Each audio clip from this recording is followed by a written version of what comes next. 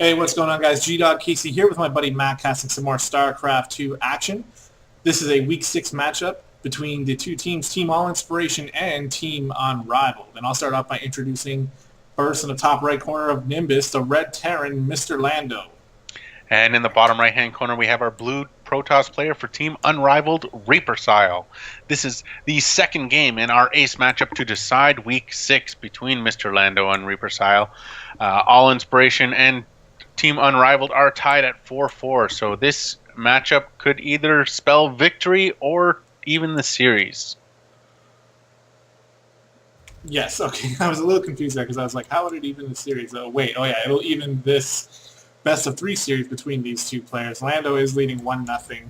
He showed pretty much dominance in the last game just with his superior macro, able to do tons of damage with drops and just lots of marauders against his Zealot Archon style for Reapercile. So we'll see what sort of adjustments both players make, or if any. And I'm excited to see what happens here. If Reapercile can make a comeback here and even up the series to force a Game 3, that would be the most exciting because then we would have a Game 3 to decide who wins this week. And at the moment, All Inspiration really needs this win here. Unrivaled is actually something that I haven't mentioned yet. Sorry, I'm doing a lot of talking here, but Unrivaled is actually undefeated at the time of playing this matchup against All Inspiration. So if we can win this game, then All Inspiration will give Unrivaled their first loss of the season. So that's huge. So given that they are undefeated, that would mean that they are already in the playoffs. So we are fighting for our lives as it stands. We're in a position to make the playoffs if we win out, I believe. Yeah, exactly. There's 2 more games left after, well, 1 more matchup after this one. If we win this, we'll be in a solid position. We'll be in a playoff spot, but we need to hope that a couple other teams lose. And, if we lose our next game, we would have to hope that a couple of teams lose as well in order to stay in the playoffs. But if we win this one and win our next week, we can clinch a playoff spot and have tons of more games to cast for you guys in the future. The playoffs would be very exciting. Yeah, so standard Reaper opening by MrLando. I wouldn't be surprised if he's saving up now and he's going to expand into this in-base natural. This this SCV being a pain, stopping the dropping of the natural for Reapercile, if only momentarily. Yeah, he's doing a good job at blocking this expansion here. He might go down very soon. There he goes.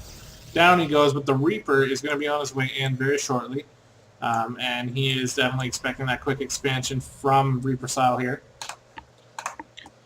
Yeah, so with the Reaper coming out, let's see if he gets any kills. He's going to get this one probe who is just making his way across the map. And he could come up and take this one out as well. The Mothership Core is out. He's actually finding himself pretty trapped here. He does know about the expansion, and he will be able to make it out with his life. So good job on that Reaper. He's going to stick around and try to be annoying later on in the game. Back at home for Lando, the expansion is halfway done.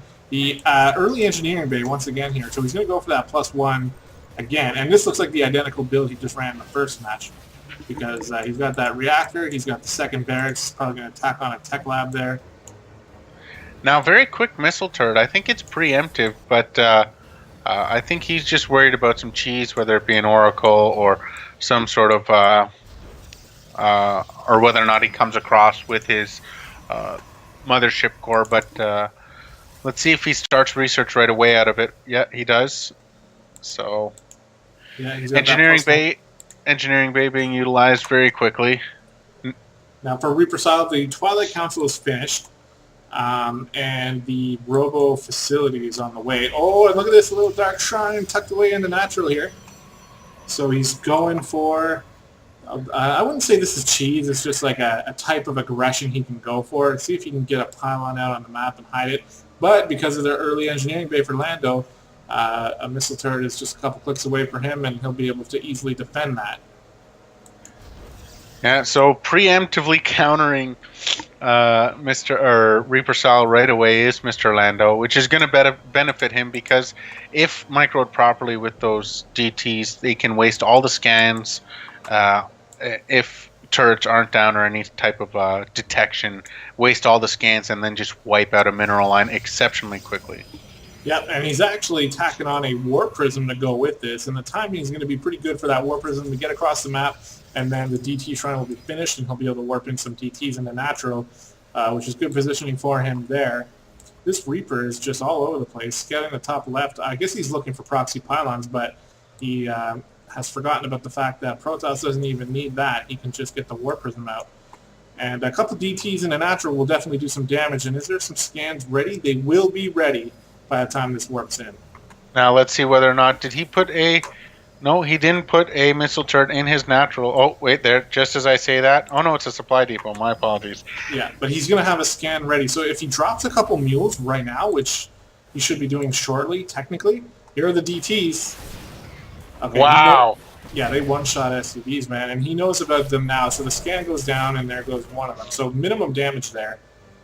There is a second DT just out of the range, but a second scan goes down, and that one will die as well. This Warp Prism, he's still morphing in DTs, which is, I think at this point, a mistake. Although there's no scans left, a couple missile turrets are easily going to be able to spot that. Yeah, that missile turret's going to finish just in time before this warp comes out. He got 4 more SCVs, so that's definitely helpful. But these DTs are expensive on gas. He's using up all his gas. Yeah. Yeah, he was about to go back into the natural with another one, but then he realized there's a missile turret there now. Warp Prism being attacked here, but it should be able to get away. Oh, nice job there, dropping that DT, kill off some of these Marines. There's actually no scans available. Now there is. And there goes... Oh, is he gonna... No, he's actually gonna save it, possibly. Oh, wow. So, okay. Lots of focus on that DT here. Let's take a look at what else is going on. Reaper sitting outside the natural, and it looks like Reapercile is back to build a Robo Bay. So he's going to try to switch into Colossus tech here. And that attack was helpful because it gave him a solid economic lead here. It cost him a lot, but he's got quite a few probes now. Yeah, just looking at the units lost tab, Protoss has lost less units, but has lost more money, more resources because of how expensive those DTs are. Yeah. Yeah, but he has the ability to lose more because he has more probes, he has a higher income, or he could have a higher income. Yeah, Reapercile definitely in the lead here. Gas income and mineral income at the moment because all those scans were wasted, so no mules there. Yeah, and greedily dropping the third actually closer to in the direction of MrLando, so our Protoss player getting a little bit greedy as it stands. Yeah, definitely we have a larger army supply for MrLando here.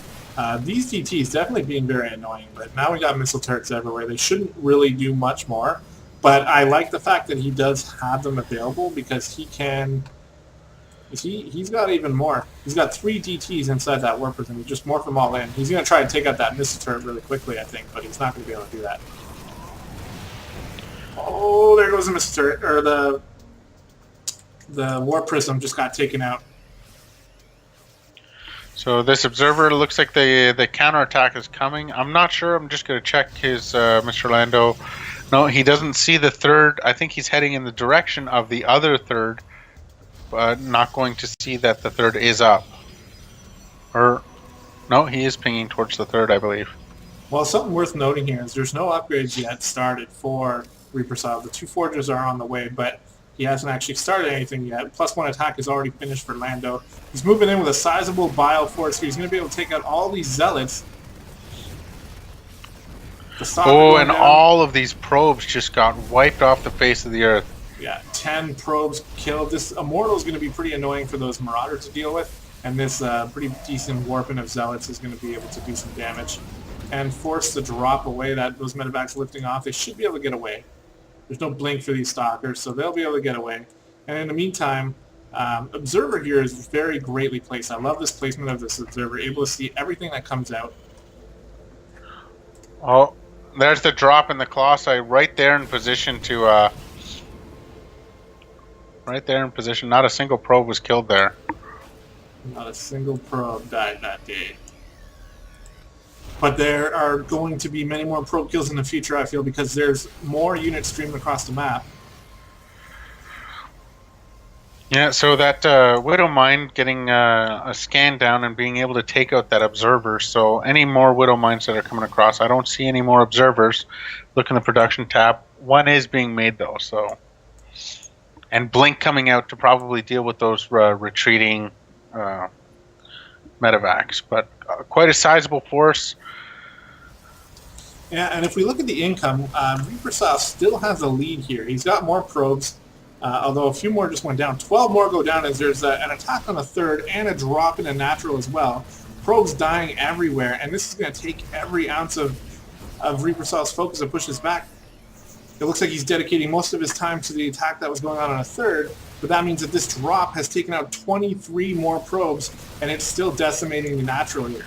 Yeah, there goes the Dark Shrine. No more DTs, so he won't have to worry about the scans anymore, although those... No. The Zealots cleaned him up before he was able to take it out, but still, he definitely caught up economically now. He's actually got more SCVs, and this attack is still being annoying here at the third. He's going to take out maybe the Nexus here. Oh, and without that observer, I didn't realize there's actually 2 Widow Mines in the mineral line of the third. Yeah, I didn't realize that either, actually. We'll see if they come into play later if Reapercile forgets about him, because the cooldown is ticking down, and he might be able to take out a large number of probes here. He's forcing back the attack, but I think he forgot about these Widow Mines in the mineral line. They are going to take out a lot. Oh! Bam! 7. It could have been worse, actually, but still a decent detonation there for them. And just like last game, the production is keeping up here for Lando. His army supply is higher than the Protoss. This observer here, though, is still spotting absolutely everything. And those Widow Mines were... Actually, they're not taken out yet. They're going to get another detonation off. There's still no observers. Yeah, and he's not moving them out of the way. He should know the timer for them. Let's see how many they get now. Oh! So he moved one of them. I think he moved it into the gas geyser to save its life, but then 7 more. Jesus, that's just so much damage here. Yeah, 16 killed right there between those 2 Widow Mines. Yeah, so Lando fully saturated on 3 bases now. He's probably going to get those gases up eventually on the third. Got a couple SCVs standing around there. There we go. He fixed that issue. And he is just pumping out the production. Plus 1 attack halfway done. Concussive shells on the way. That's really going to help out once that finishes up. As far And as this natural's go, being taken out. oh, wow, another drop here. More probes going down. The Stalkers are only just now making their way over. And he's just going to pick up and go. It did its job. It took out that natural. So now the supply difference is 138 to 109 as it stands. MrLando with a big lead now with one more base than Reapercile. It's all but over, I would think. A sizable force of a couple Colossi and a couple Archons making their way out, but the concave here for Lando is so great. That one Colossi is already almost dead. Look at this. This is just, yeah, this is all over here. He's going to take out that Colossi, hopefully. Focusing on the Zealots there a little bit. He should be taking out that Colossi. And the second one will go down, and there's the GG. Nothing that Reapercile could do. MrLando is just too much of a beast, and he, I'd say, fairly convincingly takes that game. So, with the conclusion of this game, MrLando takes the series 2-0 and gives the win to All Inspiration. So, in our time of need, we send the superhero to fix any chances of not making the playoffs, and now we are certainly in the running. Yep, at the end of this week, we are 4-2, and that means that we were in 3rd position. We need to win next week, which is against Alloy Esports, actually a winless team. They haven't won a game yet. So we're expected to win that matchup, but anything can happen here, as we just took out Unrivaled, who were undefeated, and we were able to lay the defeat on them here. Big thanks to MrLando for making an appearance in the ace matchup and just, you know, ensuring a victory for us. And we'll be back for you guys soon with Week 7 and the last week of the season before the playoffs start. Thanks for watching, everyone.